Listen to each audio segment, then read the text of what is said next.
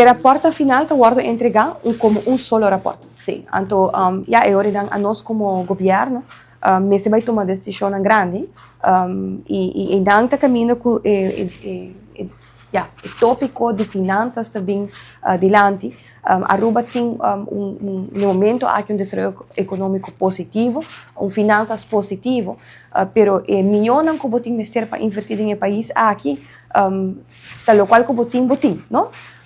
Y ahora también atrove también el diálogo de qué es la situación que nos quer como país Aruba para con Rijkswet.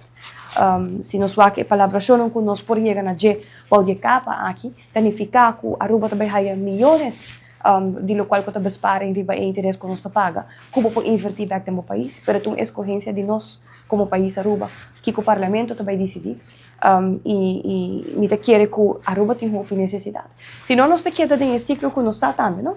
Se nós temos 40 milhões para ano, 40 milhões aí nós temos mais que men tu renda tá outro ano tem que guardar trove aqui 2 anos trove. Tem no momento aqui na mesa tem uma oportunidade para Aruba, conosco por criar espaço financeiro para invertir em nosso país. Pero a trove politicamente é tópico hopi gevoelig, caminho que o opositor não curte na mesa começar com o trajeto de Rijkswet AAW.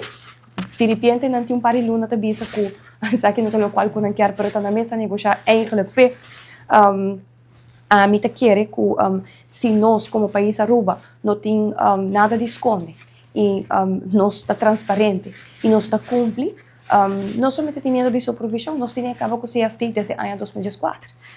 Nada não cambia, ao contrário, de lo qual que eu proponi, nós também criamos eigen begrotingskamer na ARA, que men se está assim, supervisão não vai ter demanda de nenhum outro gente que está nos mesmos não têm capacidade de controlar a situação financeira na Aruba. Mas aqui é um diálogo que, lo continuar em tempo nos dilante.